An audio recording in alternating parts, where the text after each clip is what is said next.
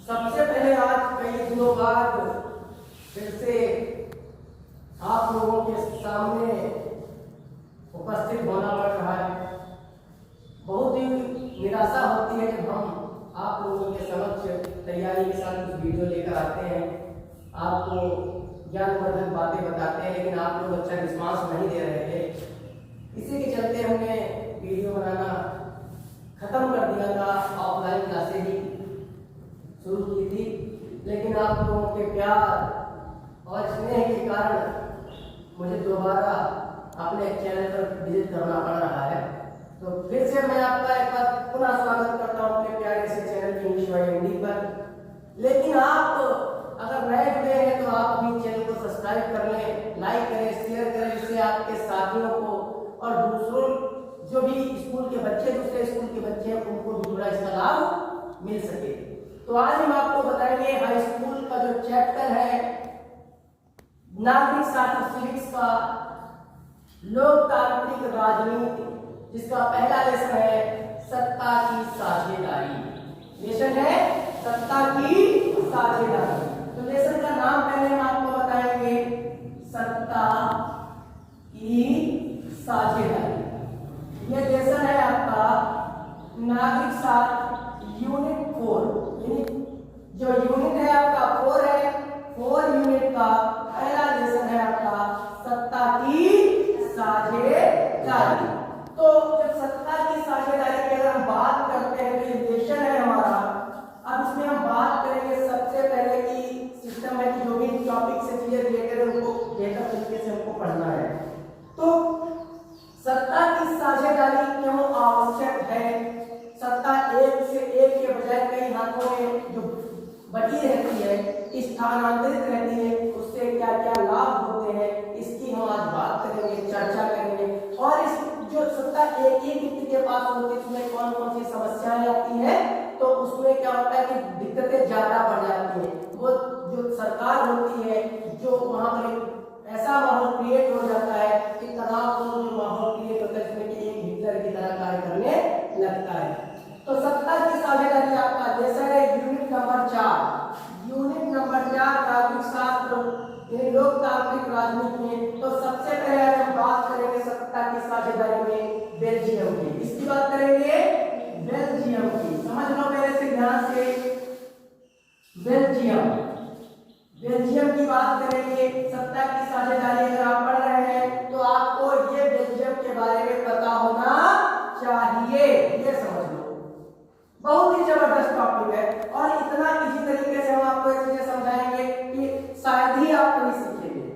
इतना बेहतर तरीके से हम आपको पढ़ाएंगे कि नागरिक शास्त्र हो चाहे साइंस हो, कोई भी टॉपिक होगा वो आपका क्लियर किया जाएगा पूरे। तो बेल्जियम की अगर बात करें तो बेल्जियम जो है वो यूरोप का, किसका है वो?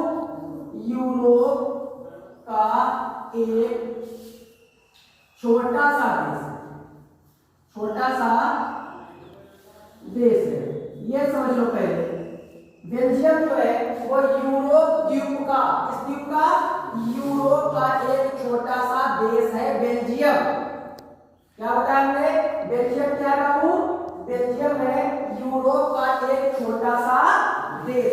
तो बेल्जियम, चलो ठीक है, बेल्जियम एक यूरोप का छोटा सा देश हो गया, इतना समझ में आया। अब बात करेंगे कि बेल्जियम में रहता कौन कौन, वहां पर कौन कौन से भाषा अपने बोलने वाले लोग रहते हैं। तो एक रहते हैं डच भाषा बोलने वाले लोग, नंबर 1 डच भाषा वाले, डच भाषा बोलने वाले। नंबर 2 पे आते हैं आपके फ्रेंच भाषा बोलने वाले, फ्रेंच भाषा बोलने वाले।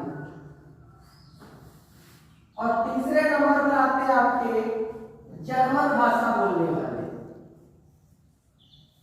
जर्मन भाषा बोलने वाले। अगर बेल्जियम की बात की जाए तो बेल्जियम यूरोप का एक छोटा सा देश है जहां पर 3 अलग-अलग भाषाओं को बोलने वाले लोग निवास करते हैं। तो जिसमें हम कहते हैं कि पहली जो भाषा बोलते हैं वो डच भाषा बोलने वाले हैं, और दूसरी जो भाषा बोलते हैं फ्रेंच भाषा बोलने वाले, और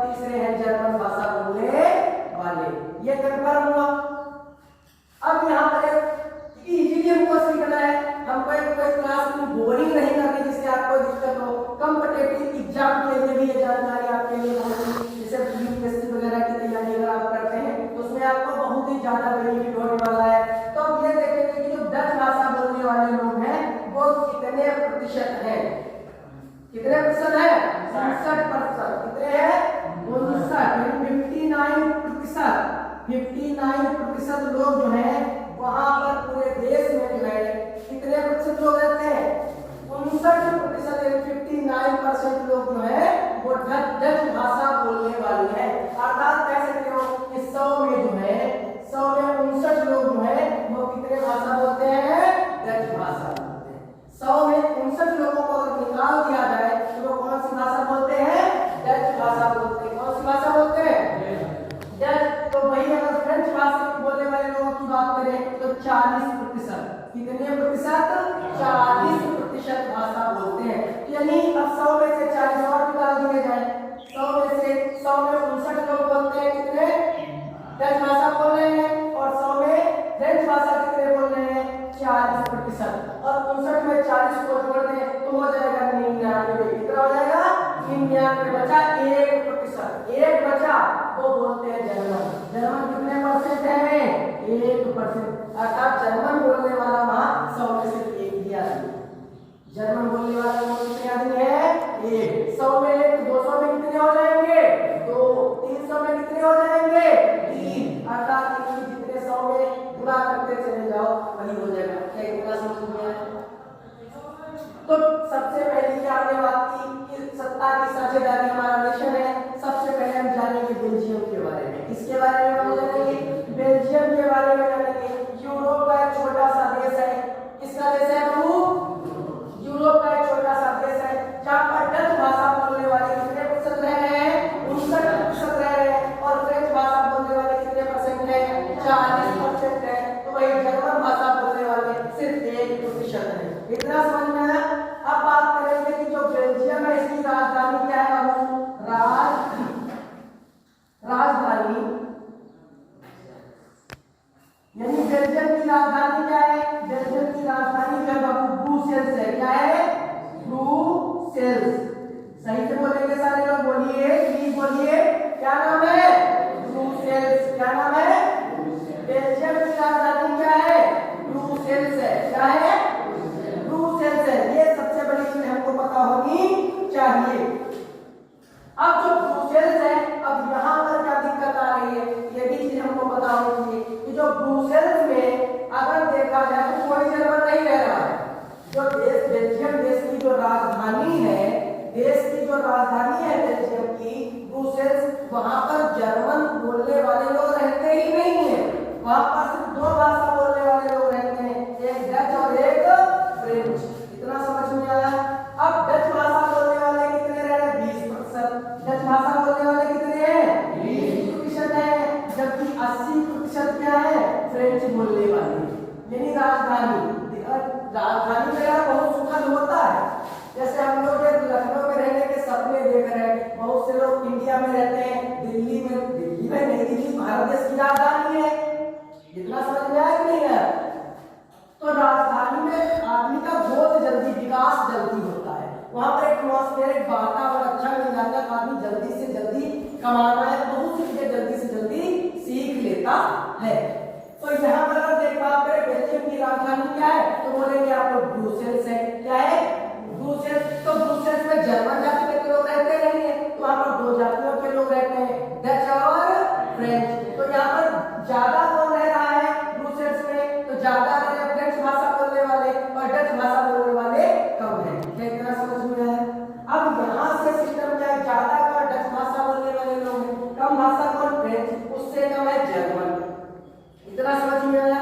अच्छा, ये समझ में तो एक समस्या और बन गई। वो समस्या क्या है वो आगे बताते हैं कि यहाँ पर एक देखा जाए अगर कोई प्रश्न आ जाए, अगर धोखे से कोई प्रश्न बाबू आ जाता है कि ज्यादा जो लोग हैं, जो 60% लोग जो कहाँ पे रह रहे हैं, 60% लोग कहाँ पे रह रहे हैं, किस स्थान पर रह रहे हैं, तो आप लिखेंगे फ्लेमिश। क्या है? फ्लेमिश।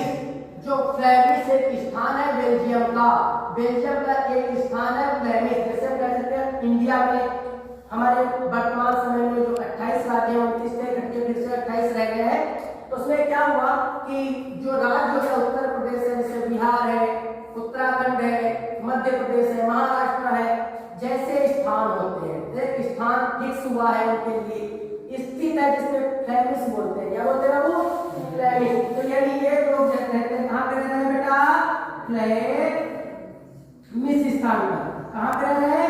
फ्लेमिश स्थान पर रहते हैं। कौन से? डच भाषा बोलने वाले किस स्थान पर रह रहे हैं? फ्लेमिश स्थान पर रह रहे हैं। जबकि जो फ्रेंच भाषा बोलते हैं वो किस स्थान पर रह रहे हैं? बेलोनिया। क्या बोलोगे? बेलोनिया। बेलोनिया स्थान पर रहते हैं। यानी अगर बात की जाए डच भाषा बोलने वाले किस स्थान पर रहते हैं तो आप लोग बोलेंगे फ्लेमिश। किस स्थान पर रह रहे हैं? फ्लेमिश। जबकि फ्रेंच भाषा बोलने वाले किस स्थान पर रह रहे हैं तो आप लोग बोलेंगे बेलोनिया। क्या बोलेंगे? बेलोनिया। यानी बेलोनिया में रहते हैं फ्रेंच बोलने वाले ज्यादातर, और जबकि फ्लेमिश में रहते हैं डच बोलने वाले। लेकिन अब देश की राजधानी तो ब्रुसेल्स है। देश की राजधानी क्या है? ब्रुसेल्स है। तो ब्रुसेल्स में दो ही ज्यादा जातियां रहती है, एक डच और एक है फ्रेंच। लेकिन वहां पर संख्या किसकी ज्यादा है? फ्रेंच की। तो अब बात यहाँ पर एक सिस्टम क्या है कि डच भाषा बोलने वाले जो लोग हैं ये डच, ये देखा जाए तुलना की जाए, तुलना की जाए किससे? फ्रेंच से। इससे तुलना की जाए फ्रेंच से। अगर फ्रेंच से तुलना करेंगे हम लोग तो फ्रेंच भाषा बोलने वाले लोग देखा जाए तो बहुत समृद्ध है। क्या है? समृद्ध है। लेकिन कह सकते हो समृद्ध ना कहो तो अमीर है। सीधे कहो क्या कहोगे बाबू? अमीर है। क्या है भैया? अमीर है और शक्तिशाली भी है। ये समझ लो, अमीर है और शक्तिशाली, पावर भी है उनके पास। क्या है? पावर। फिर गरीब आदमी गरीब ही रहता है, सीधी सी। इसलिए कहते हैं मूर्खों पढ़ो। एक कहावत कही है कि जब तक संसार में एक भी मूर्ख जीवित है किसी बुद्धिमान का कार्य नहीं रुकेगा। किसी बुद्धिमान का काम नहीं रुकेगा। समझ में आया? तो एक कहावत ऐसे अपने गांव में जहां लोग रहते हैं, इस गांव में सबसे ज्यादा बोलबाला राजनीतिक क्षेत्र में था कायस्थ लोगों का। हमने अपने गुरु से सीखा। तो एक कहावत बहुत पहले यहाँ पर किसान वर्ग जिनको राजपूत बोलते हैं लोग निवास करते थे, तो वहां पर वो इतने पढ़े लिखे नहीं थे, इतने होशियार नहीं थे। तो बहुत समय तो उनको हराने के लिए एक नारा दिया गया, एक स्लोगन दिया गया। लोग कहते थे कि भैया जो वो लोग जो लाला लोग थे तो उनके बारे में बताया गया कि वो क्या करते थे? मुनीम हुआ करते थे। क्या हुआ करते थे? मुनीम हुआ करते थे।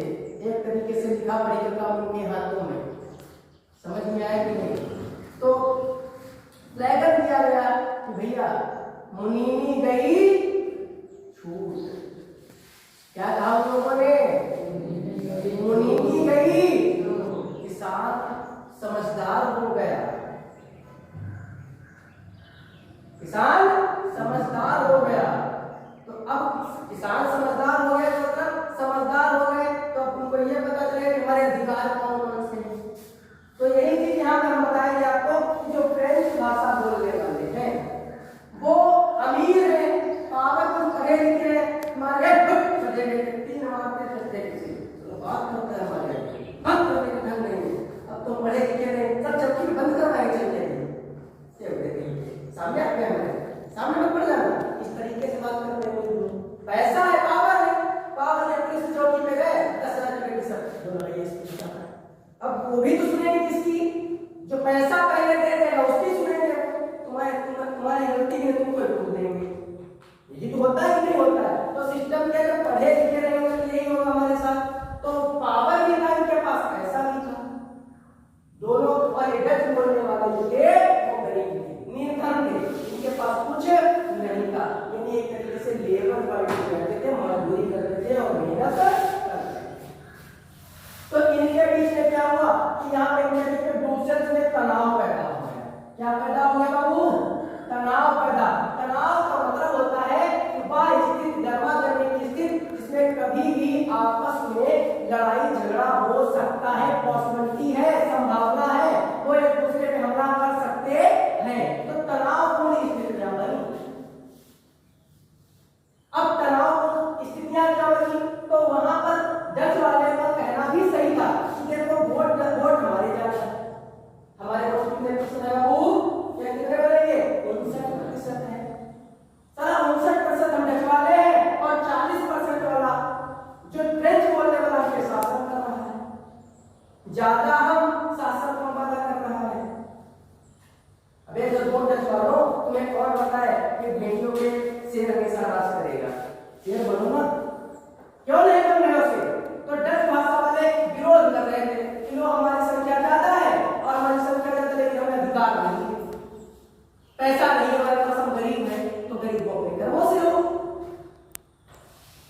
गरीब होना कोई गलत नहीं है, गरीब के घर पैदा होना भी तुम्हारी गलती नहीं है, लेकिन गरीब पैदा होकर मर जाना, गरीब ही बनकर मर जाना तुम्हारी गलती है कि तुमने कुछ किया नहीं है। ये सारी चीजें तो तनाव हुआ गुरु सेल्स में। तो वहां पर सिस्टम बाद में कुछ समय जैसे समय बदलता रहा, तनाव परिस्थितियां रही, तो वहां पर जो नेता बने गुरु सेल्स में, जो नेता थे बहुत ही बुद्धिमान थे और विकसित सोच के नेता थे, लीडर। उन्होंने क्या किया, अपने यहाँ की संसद में कुछ परिवर्तन किए। तो परिवर्तन के तौर पर वहां पर सीटें फिक्स की गई कि इतने नेता, जैसे फिक्स नेता मान लो सपोज करो कि 20 नेता बनेंगे। कितने नेता बनेंगे? 20। 10 बनेंगे डच के और 10 बनेंगे फ्रेंच के। उन्होंने ये समझौता कर लिया कि 10 तुम्हारे बनेंगे और 10 मेरे बनेंगे। जब तक दोनों पार्टियों यानी डच और फ्रेंच की पार्टियों की सहमति नहीं होगी तब तक कोई भी कानून पास किया नहीं जाएगा। तो एक दूसरे के खिलाफ हो गए नहीं। तो सिस्टम क्या हुआ कि वहां पर जो दोनों ही पार्टी डच और फ्रेंच के दोनों बराबर नेता है, तो अपनी अपनी जाति को बढ़ाने के लिए फैसले लेते थे, सोच समझकर करते थे। जो ऐसा काम करते थे सभी के लिए लाभकारी सिद्ध होता था। क्या बेल्जियम के बारे में पता चला? बेल्जियम कहां का देश है? तो बोलोगे यूरोप का। बेल्जियम की राजधानी क्या है? तो आप लोग बोलेंगे ब्रुसेल्स। अच्छा, बेल्जियम में कितनी जातियां निवास करती है? बोलोगे 3। कौन सी? डच, फ्रेंच और जर्मन। इतना समझ में आया? सबसे ज्यादा कौन सी जाति है? तो बोलोगे डच कितने प्रतिशत है? तो 59% है। फ्रेंच कितने प्रतिशत है? 40% है। और जर्मन कितने है? 1% है। तो इतना समझ में आया? आगे बात करेंगे हम। तो ये हो गया हमारा बेल्जियम के बारे में। अब बेल्जियम के बारे में तो यहाँ पे थोड़ा क्योंकि सत्ता की साझेदारी चल रही है, तो बेल्जियम के बाद अब स्क्रीनशॉट नहीं है तो आप बैक करके स्क्रीनशॉट ले लीजिए।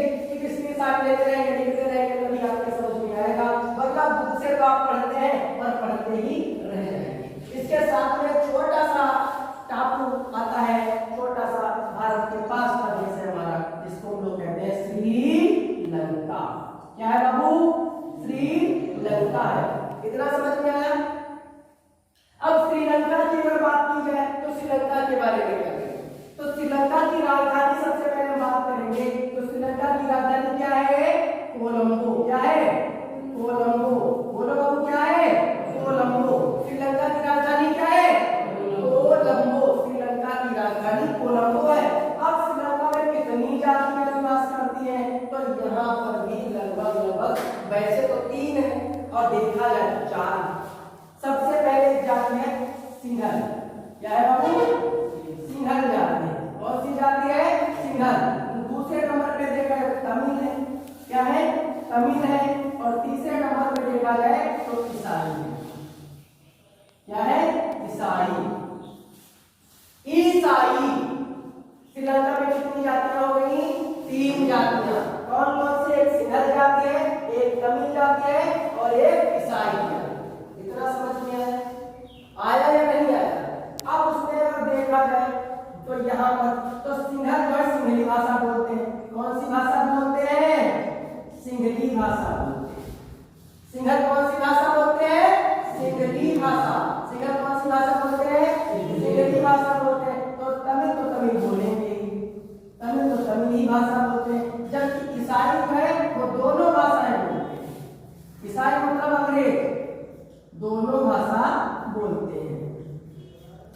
दोनों भाषा ईसाई लोग वहां पर दोनों भाषा बोलते हैं। अब सिस्टम क्या है कि जो सिंहल जाति के लोग हैं श्रीलंका में वो सिंहली बोलते हैं। तो कितने प्रतिशत है? कितने प्रतिशत है? 74%। कितने प्रतिशत है बाबू? 74% है। ये सब 74% है सिंहली भाषा बोलने वाले। 7% है ईसाई। कितने प्रतिशत है? 7% क्या है? ईसाई। 74 में 7 जोड़ेंगे हो जाएगा 81। क्या है? 81। 18 वैसे 18 लिखित में है, अगर देखा जाए तो वैसे 19% बचे हैं आपके तमिल। भाई 19 जरूर बची है, 19 जोड़ के 100 होंगे। वैसे 18 जनगणना के अनुसार श्रीलंका की भी कंफर्म नहीं हो पाया है कि जनगणना के अनुसार देखा गया सिंहल जाति के लोग सिंहली बोलते हैं वो 74% है, जबकि तमिल जो है वो 18 वैसे 19-18% लिखित में है, वैसे अब ईसाई वो 7% ही है। इतना कंफर्म हुआ, समझ में आया कि नहीं है?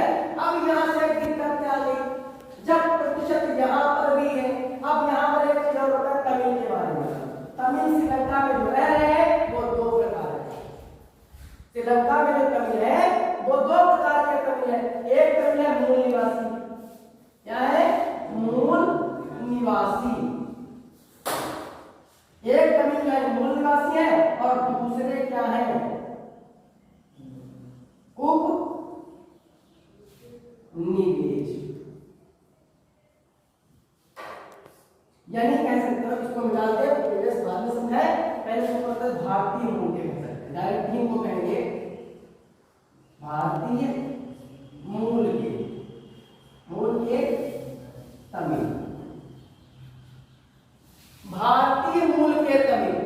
अब ये तमिल 2 प्रकार के श्रीलंका में हो, ओह माय गॉड, ये क्या हो गया? भारतीय मूल के तमिल किससे पहुंचे थे मेरे लाल, जो वहां पे पहले से ही श्रीलंका के मूल निवासी थे वो तमिल थे ही, लेकिन फिर भारतीय मूल के कैसे पहुंचे? उपनिवेशवाद के समय जब भारत अंग्रेजों का गुलाम था, भारत किसका गुलाम था? उस समय तमिल से हिंदू और मुस्लिमों को श्रीलंका ले जाया गया काम करने के लिए। क्या काम था? बागवानी करने का। अब बागवानी में से बाग लगाओ, उनको बचाओ, इन्हीं बागवानी का मतलब होता है कि बागवानी करने का मतलब है तात्पर्य यहाँ पर ये हो गया कि आप बाग लगाइए, उनको पेड़ों को बड़ा करिए। तो बागवानी करने के लिए जो तमिल हमारे तमिलनाडु से जो तमिल ले जाए गए उनमें हिंदू और मुस्लिम दोनों थे और वो श्रीलंका ले जाएंगे। तो वहां पर जब भारत 15 अगस्त 1947 को आजाद हुआ, उसके बाद वो यहाँ आ ही नहीं पाए, अर्थात उनके पिता जो गए थे, 35 पिता लोग जो थे वो उनकी डेथ हो चुकी होगी, तो उनकी संतानें श्रीलंका में ही रह गई और श्रीलंका में ही रहती हैं। तो वो जो श्रीलंका में ही रहती हैं और वहीं रह गई, तो इसका मतलब वहां के लोग कहे जाते हैं भारतीय मूल के तमिल। इतना समझ में आया? ले कौन गया था इनको? अंग्रेज लोग ले गए थे। कब ले गए थे? जब भारत उपनिवेशवादी में अंग्रेजों का शासन था, उपनिवेशिक शासन काल में लेके गए थे। तो ये समझ में आया कि नहीं आया? तो ये बताओ 74% सिंहली लोग, 18% मान लो है तुम्हारे तमिल और 7% है तुम्हारे ईसाई। तो सरकार किसकी बनेगी? क्यों बनेगी? वो 74% है, उनके आगे किसी के चलेगी नहीं, कोई कैंडिडेट खड़ा कर देंगे नहीं। ऐसे करोगे, खिलाफत करोगे, 74% है, जीत लेंगे। डर तो भैया जिसके पास जनता जनार्दन है वो विजयी होगा। तो सिस्टम क्या? तो जब सिंहली जाति के लोग वहां पर सरकार उनकी थी, जब सरकार उनकी थी तो सिस्टम क्या होगा? जब सरकार उनकी है तो सबसे ज्यादा मान्यता किसको मिलेगी? सिंहल वालों को मिलेगी। उनको ही क्या होगा? विश्वविद्यालय में छूट, पढ़ाई के लिए भी उनको छूट थी, जबकि सरकारी नौकरी में भी उन्हें वरीयता दी जाती थी और किसी को भी वरीयता नहीं दी जाती थी। समझ में आया कि नहीं आया? उसके बाद जब वरीयता नहीं दी जाती थी तो इनके लगी मिर्ची, तमिलों की क्या लगी? मिर्ची लगी। तो मिर्ची लगी तो इन्होंने धरना देना शुरू किया, आंदोलन देना शुरू किया, जिसको बोलते हैं दबाव समूह। सरकार पर दबाव बनाना शुरू किया कि हमको भी सरकारी नौकरी में, विश्वविद्यालयों में वही सब फैसिलिटीज चाहिए, वही लाभ चाहिए जो लाभ सिंगल लोगों को मिलते हैं। सरकार क्यों बोलेगी मुझको 36 के 74 वोट के चक्कर में, 18 वोट के चक्कर में इसने क्यों गवाए? उसने एक ना सुनी, कान में लीड लगाया, गाना सुना, चलो छेंगे गाना सुन। और सरकार तो जो बैठे लोग थे वो क्या कर रहे थे? गाना सुन रहे थे।